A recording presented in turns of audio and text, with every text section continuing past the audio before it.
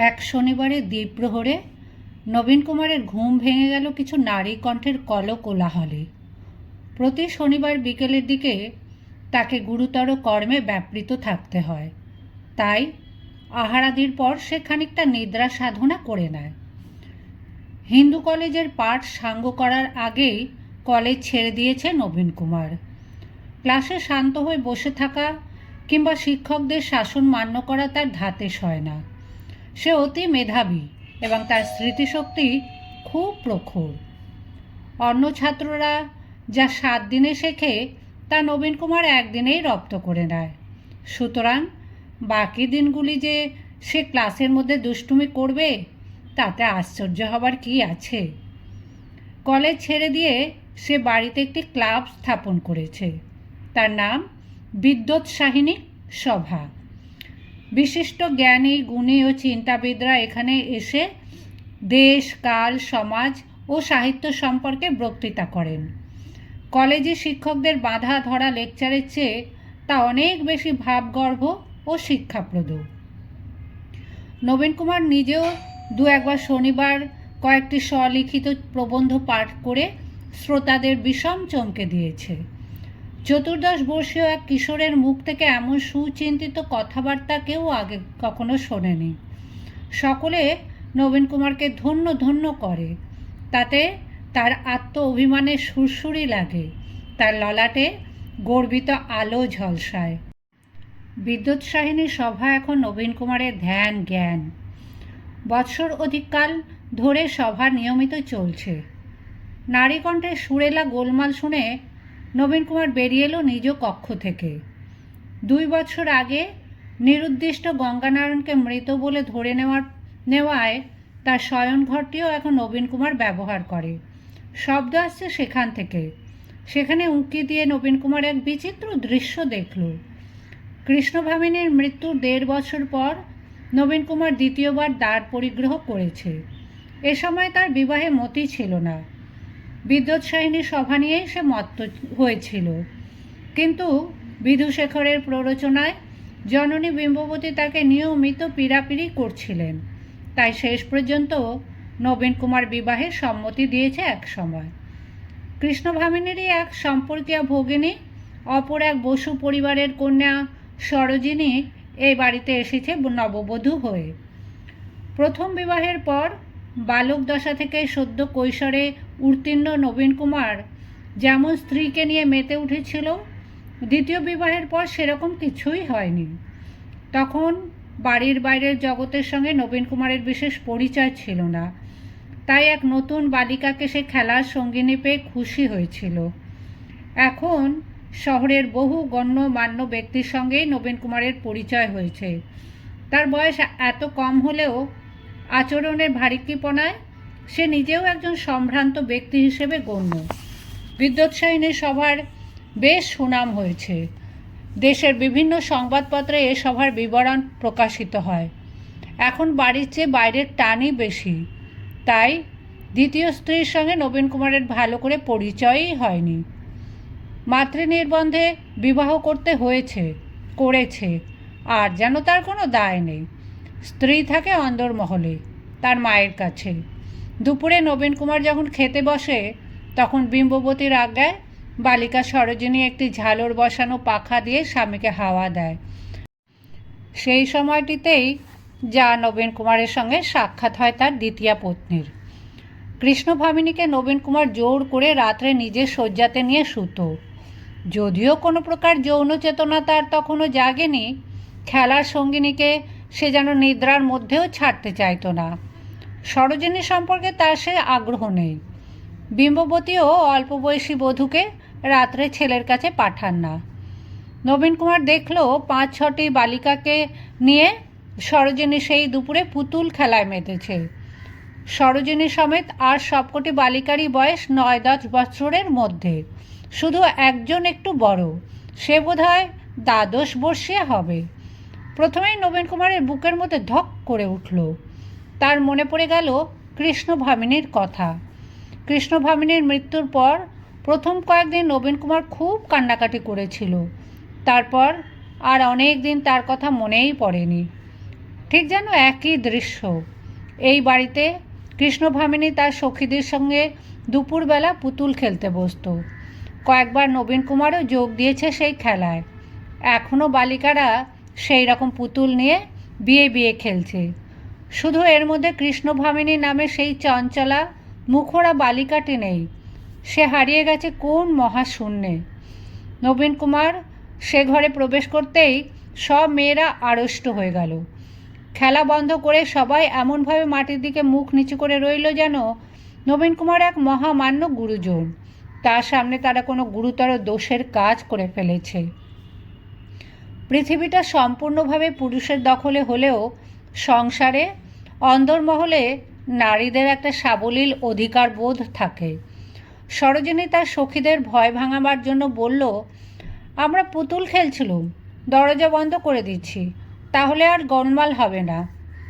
নবীন কুমার তাদের অভয় দান করে বলল, না না, তোমরা খেলো না, আমি দেখতে এলুম।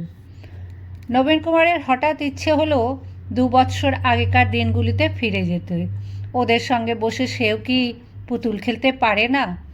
সন্ধ্যাকালে জ্ঞানী গুণীর আসরে যাকে পাণ্ডিত্যপূর্ণ ভাষণ দিতে হবে, তার পক্ষে দুপুরবেলা বালিকাদের সঙ্গে পুতুল খেলা কি দোষের? যে বালিকাটির বয়স কিছু বেশি, সে বসেছিল খানিকটা দূরে একটি মোড়ার ওপর। অন্যরা সবাই গালিচার ওপর অনেকগুলি পুতুল ছড়িয়ে বসেছে। সুন্দর সুন্দর সব কাজ করার পুতুল, তাতে আবার উত্তম সিল্কের পোশাক পরানো। মোড়ার ওপর বসা বালিকাটি সব দিক থেকেই অন্যদের চেয়ে পৃথক। তার গায়ের রং গোলাপ বর্ণ, তার চোখের মণি দুটি নীল। তার দিকে 2-1 পলক তাকেই নবীন কুমারের কেমন যেন চেনা চেনা মনে হলো, কিন্তু আগে কোথায় কখন দেখেছে ঠিক স্মরণে এলো না। সে মেয়েটি অন্যদের মতন ভয় পায়নি, সরাসরি চোখ ফেলেছে নবীন কুমারের দিকে। নবীন কুমার সরোজিনীর পাশে বসে পড়ে বলল, আমাকে তোমার খেলায় নেবে? ছেলে মেয়ের বিয়ে হয়ে গেছে, আমি ভালো ঘটকালি করতে পারি। সরোজিনী বলল, ও মা, বেটা ছেলেরা আবার এ খেলা খেলে নাকি? এ তো আমাদের খেলা, ছেলে মেয়ের বিয়ে নয়, আমরা সাবিত্রী সত্যবান খেলছি। মোড়ার ওপর বসা হলুদ রেশমির শাড়ি পরা মেয়েটি এবার বলল, ওলো সরোজিনী, তোর বর মেয়েও সাজতে পারে, বল না, এক্ষুনি শাড়ি পরে সাজবে। নবীন কুমার চমকিত হয়ে মেয়েটির দিকে তাকালো এবং সঙ্গে সঙ্গে তার মনে পড়ে গেল এই মেয়েটি ছিল কৃষ্ণভামিনীর মিতেনি। এ প্রায় কৃষ্ণভামিনীর সঙ্গে পুতুল খেলতে আসতো। একদিন সত্যি নবীন কুমার শাড়ি জড়িয়ে নারী সেজে কৌতুক করে ওদের সঙ্গে খেলায় যোগ দিয়েছিল। কি যেন নাম মেয়েটির? স্মৃতি ফিরে আসার সঙ্গে সঙ্গে নবীন কুমারের মনে খানিকটা ক্রোধেরও উদ্রেক হলো। এই মেয়েটির শ্বশুরালয়ে গিয়ে একদিন অপমানিত হতে হয়েছিল নবীন কুমারকে। সে এক হতচ্ছাড়াদের বাড়ি, কেউ কোনো সহবত জানে না, এমনকি ভৃত্যগুলো পর্যন্ত অতি বদ। এই মেয়েটি আবার এ বাড়িতে এসেছে কোন সুবাদে? নবীন কুমার তাকে গম্ভীরভাবে জিজ্ঞাসা করলো, তোমায় তো আগে দেখেছি, তোমার নাম কি জানো? মেয়েটি তার ওষ্ঠে অস্পষ্ট হাসি রেখা এঁকে সামান্য কৌতুক সামান্য বিদ্রুপ মিশিয়ে উত্তর দিল, মনে নেই? এরই মধ্যে ভুলে গেছেন? আমার নাম বনজ্যোৎস্না। অন্য মেয়েরা সকলে বিস্মিতভাবে তাকালো ওই মেয়েটির দিকে। একজন বলল, ও মা, কুসুম দিদি, তোমার নাম আবার ওই নাম হলো কবে থেকে? কৃষ্ণভামিনীর সখী কুসুম কুমারী স্থির দৃষ্টিতে চেয়ে আছে নবীন কুমারের দিকে। নবীন কুমারের একথাও মনে পড়ল যে কুসুম কুমারের নাম বনজ্যোৎস্না সেই রেখেছিল। এর মধ্যে মেয়েটি বেশ বড় হয়ে গেছে, তবু এই বালিকার প্রতি তার মন প্রসন্ন হলো না। সরোজিনী ফিক করে হেসে ফেলে বলল, কুসুম দিদি, তুমি কি করে জানলে আমার বর মেয়ে সাজতে পারেন? সত্যিই পারেন, আমি নুকে নুকে দেখেছি। কুসুম কুমারী বলল, ও মা, সে কি কথা, তোর বর মেয়ে সাজেন আর তুই নুকিয়ে দেখিস? এমন তো কখনো শুনিনি। অন্য বালিকারা একবারে হেসে গড়িয়ে পড়ল। সরোজিনী বলল, হ্যাঁ গো, উনি বেনারসি শাড়ি পরেন, মায়ের কাছ থেকে সোনার জড়ি বসানো একটা লাল বেনারসি চেয়ে নিয়েছেন। অন্য বালিকারা তেমনই হাসতেই লাগলো, আর কুসুম কুমারী হাসি চেপে জিজ্ঞেস করলো, হ্যাঁ গো মিতেনির বড় বর, এসব কি শুনছি? আপনি রোজ লাল বেনারসি পরেন? কয়েকটি নারী, হোক তারা বালিকা, যদি একজন পুরুষকে ঘিরে ধরে কৌতুক করতে শুরু করে তখন সেই পুরুষের অবস্থা বড়ই শোচনীয় হয়। বহু যুদ্ধে জয়ী বীর পুরুষরাও এরকম অবস্থায় কাবু হয়ে পড়েন। নবীন কুমার আফসোস করতে লাগলো, কেন সে ঘরে এই সময় এলো? যদি বা এলো, কেনই বা এদের সঙ্গে পুতুল খেলায় যোগ দিতে চাইল? তার একবার ইচ্ছা হলো লাথি মেরে সব পুতুলগুলো তছনছ করে দেয়, কিন্তু এই দুষ্টু মেয়েগুলো বুঝি তাতেও হাসবে। সে রোষ কষায়িত নেত্রে নিজের স্ত্রী সরোজিনীর দিকে চাইল, কিন্তু সরোজিনীর এদিকে দৃষ্টিই নেই। ওই ছোট্ট লাজুক মেয়েটি যে এত কথা বলতে পারে তাও তো নবীন কুমারের জানা ছিল না। সরোজিনী বলল, আমাদের বাড়িতে যে থ্যাটার হবে গো, রোজ মলা হয়। আমি অমনি চুপটি করে দরজার ফাঁক দিয়ে দেখেছি। মা বারণ করেছিলেন, তবু আমি নুকে নুকে দেখতে আসি। একটি মেয়ে সরলভাবে জিজ্ঞেস করলো, থ্যাটার কি ভাই? সরোজিনী বলল, ওই যে রামলীলে কেষ্টযাত্রা হয় সেই রকম, তবে পান্তির মাঠ কিংবা ধোপার মাঠে হবে না, আমাদের ঠাকুর দালানে হবে, ম্যারব বাঁধা হবে। কুসুম কুমারী বললে, সাহেবদের যাত্রাকে বলে থিয়েটার, আপনারা বুঝি ইংরেজি যাত্রাপালা করবেন? নবীন কুমার এবার এইসব অবোধ অশিক্ষিতা বালিকাদের জ্ঞান দান করার জন্য কণ্ঠস্বর গাঢ় করে বলল, শুধু সাহেবরা কেন, আগেকার কালে আমাদের রাজা মহারাজাদের আমলেও নাটকের অভিনয় হতো, সংস্কৃত নাটক। আমরা সেই রকম নাটকের অভিনয় করছি, তবে বাংলায়। সাহেব শুভরাও দেখতে আসবে। পালার নাম কি? বেনি সংহার। আপনি সে পালায় কি সাজবেন? এবার নবীন কুমারের বদলে সরোজিনী বলে দিল, উনি সাজবেন রাজকুমারী ভানুমতি। তাই তো এমন দামি বেনারসি পরে। কুসুম কুমারী বলল, সরোজ, তোর বরকে রাজকুমারী সাজলে বেশ ভালোই মানাবে। তা সে নাটক দেখা তো আমাদের কপালে জুটবে না, পুরুষ মানুষরাই দেখবে। সরোজিনী বলল, না গো দিদি, চিকের আলালে বসবে মেয়েরা, মা বলেছেন, আমরা সবাই দেখব, তোমায় গাড়ি পাঠিয়ে নিয়ে আসব। সে কথায় খুব একটা মূল্য না দিয়ে কুসুম কুমারী বলল, দূর, আমার ভাগ্যে ও হবে না। নবীন কুমার উঠে ঘর ছেড়ে চলে যাবার জন্য উদ্যত হলে কুসুম কুমারী তাকে ডেকে বলল, ও মিতানির বর, শুনুন, আপনি ভাবলেন তো আমি আবার কি করে এলুম? কেউ ডাকেনি, হ্যাংলার মতো এইছি। আপনি আমার মিতানির খুড়তুতো বোন সরোজকে বিবাহ করেছেন। আমার বোনেরা আবার এই সরোজের মিতানি, ওরা আসতে চাইল, তাই আমি নিয়ে এলাম সঙ্গে করে। আপনি তো আমাদের খোঁজ খবর নেননি। নবীন কুমারের মুখে উত্তরে এসে গিয়েছিল যে, তোমার লক্ষ্মী ছাড়া শ্বশুরবাড়িতে কে তোমার খোঁজ নেবে? মাতাল লম্পটদের আখড়া একটা। কৃষ্ণভামিনী বেঁচে থাকলেও নবীন কুমার আর কখনো তাকে ও বাড়িতে যেতে দিত না। কিন্তু নবীন কুমার চুপ করে রইল। কুসুম কুমারী বলল, আমার মেয়ের সঙ্গে আপনাদের ছেলের বিয়ে হয়েছিল, মনে আছে? তা মেয়ে জামাইকে তো আমার বাড়িতেই ফেলে রাখলেন, আনবার আর নামটিও করেন না, আমার মেতে নিয়েও চলে গেল। নবীন কুমার শুষ্কভাবে বলল, আর কি হবে? কুসুম কুমারী বলল, কেন, এখন সরোজ এসছে, ওর কাছেই পাঠিয়ে দেবো মেয়ে জামাইকে। আমার মেয়ে এখানেই সুখে থাকবে, আমিও আর পুতুল খেলি না। নবীন কুমার কিছু বলল না। কুসুম কুমারী বলল, আর একটা কথা বলবো, আপনি নাটুকে পালায় রাজকুমারী সাজবেন, আপনাকে মানাবে ভালো, কিন্তু দেখবেন হাঁটার সময় যেন খেয়াল থাকে। নবীন কুমার ঠিক বুঝতে না পেরে অবাক হয়ে গেল, হাঁটার সময় কি খেয়াল থাকবে? তার বিস্মিত মুখের দিকে তাকিয়ে মুচকি হেসে কুসুম কুমারী বলল, আমাদের পাশের বাড়ি প্রায়ই কেষ্টযাত্রা হয়। একবার বিদ্যেসুন্দর পালাও হয়েছিল, একটা পানওয়ালা ছোঁড়া রাধা সাজে, আবার বিদ্যেসুন্দরীও সেই বিদ্যে, কি সুন্দর মানায় তাকে, মাথায় ঘোমটা দিয়ে নাকে নোলক নেড়ে সে যখন গান গায় তখন কে বলবে যে সে মেয়ে নয় কো ছেলে? কিন্তু যেই হাঁটে অমনি কেমন যেন বুক ফুলে গ্যাট ম্যাট করে। তাই আপনাকেও বলে দিচ্ছি। নবীন কুমার গম্ভীর। আপনি রাগ করলেন? আপনি আমার মিতেনের বর, আপনার সঙ্গে একটু রঙ্গ করেও কথা বলতে পারবো না? মেয়েরা কেমন করে হাঁটে একটু দেখিয়ে দাও তো। সরোজিনীর কাছ থেকে জেনে নেবেন, ও তো ছোট, তুমি দেখিয়ে দাও। এই মরেছে বলে বিভেদ হলো দেখছি। না না, আমি পারবো না। নবীন কুমার খপ করে তার হাতটা চেপে ধরে বলল, পারবে না মানে? পারতেই হবে। কুসুম কুমারী বলল, ও মা, এ কি লোক গো, আমায় নিয়ে জোর করে হাঁটবেন আপনি? রক্ষে করো। নবীন কুমার বলল, আর ছাড়ছে না।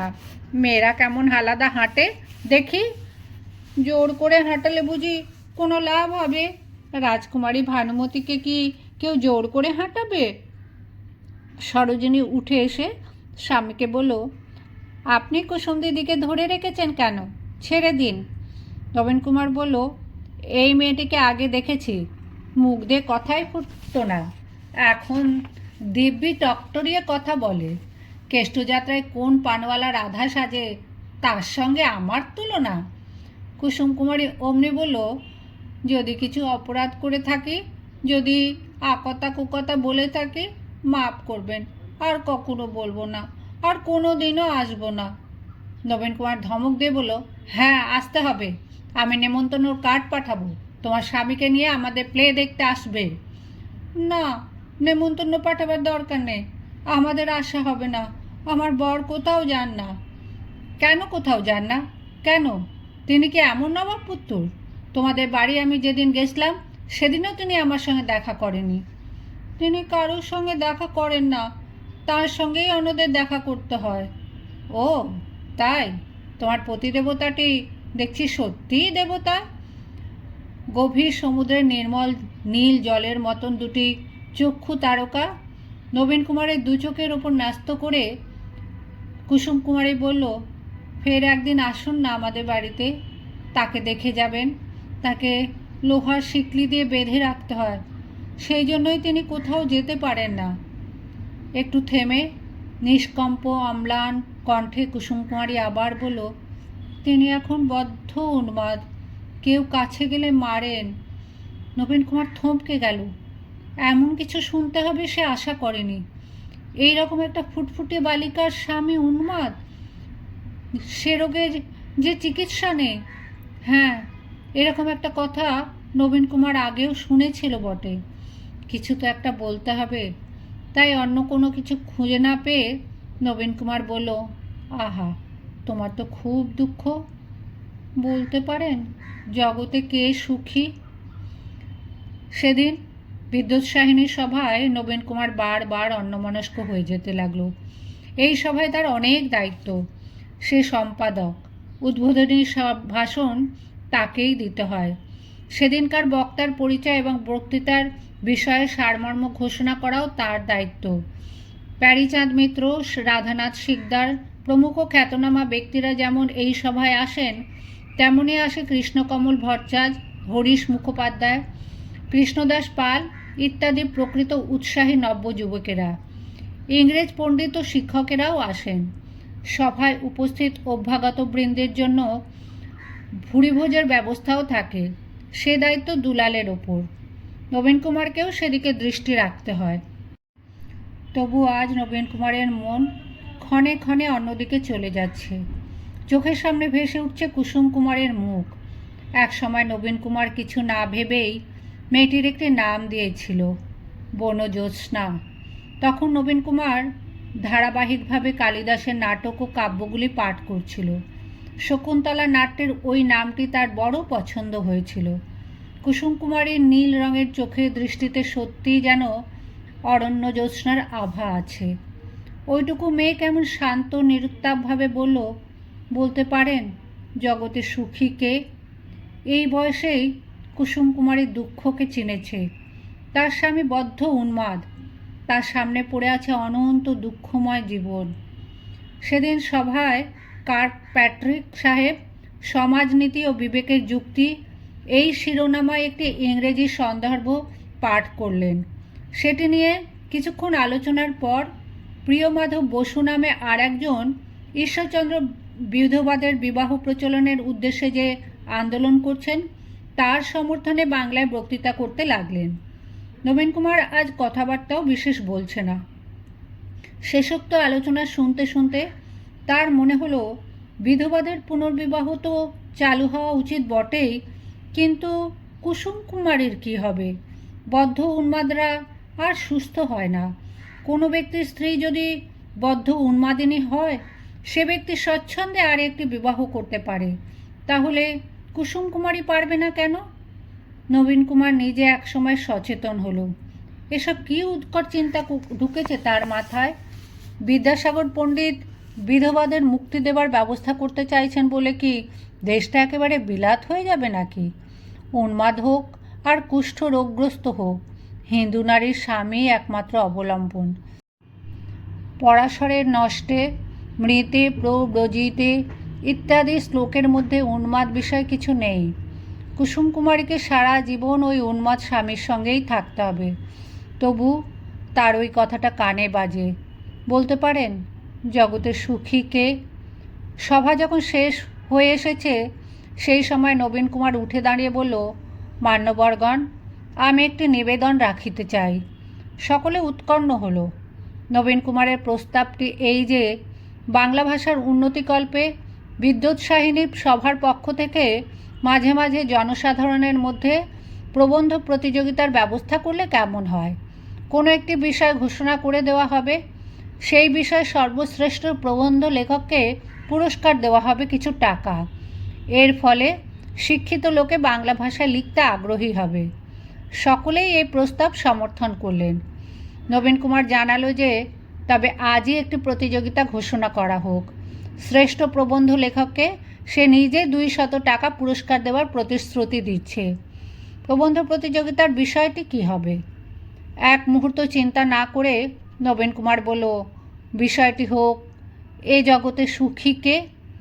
সভার শেষ প্রান্ত থেকে দীর্ঘকায় খড়গনাশা এক প্রৌঢ় উঠে দাঁড়িয়ে বলল, সাধু সাধু, এ অতি উত্তম প্রস্তাব, আর বিষয়টিও বড় উপযুক্ত। এ জগতে সুখী কে? এ বড় গূঢ় কথা। এই ব্যক্তিটি রায়মোহন। তার চেহারা ও বেশবাসের অনেক পরিবর্তন হয়েছে। এখন আর সে কুঁচনো ধুতির কোঁচার ডগার মুখটি হাতে ধরে থাকে না, গায়ে দেয় না এন্ডির বেনিয়ান, চোখে নেই সুরমা, হাতে নেই গোড়ের মালা।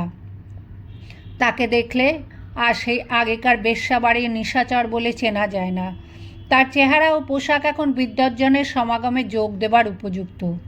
মাথার বাবরি চুল ছেঁটে তেল চুকচুক করে আঁচড়ানো, কাঁধে চাদর। গুরুগম্ভীর বক্তৃতা শোনার জন্য রায়মোহন এখন নিয়মিত এসে বসে থাকে। তাছাড়া সে এখানে তার উপস্থিতির কিছুটা গুরুত্বও আদায় করে নিয়েছে। বিদ্যোৎসাহী সমিতি থেকে যে নাটক অভিনয়ের মহলা চলছে, সেই বেনিসংহার নাটকে কয়েকটি গীত সংযোজন করার কথা উঠেছিল। রায়মোহনই সেই জন্য 3টি গান রচনা করে সুরও দিয়েছে। সে গান প্রশংসা পেয়েছে সকলের। রায়মোহন এগিয়ে এসে নবীন কুমারের মুখোমুখি দাঁড়িয়ে বলল, বড় উত্তম প্রস্তাব দিয়েছেন আপনি। আপনার দ্বারা এদেশের মহৎ উপকার হবে। 200 টাকা পুরস্কার, এ আপনার স্বর্গত পিতার উপযুক্ত পুত্রের মতনই হয়েছে বটে। সাধু সাধু।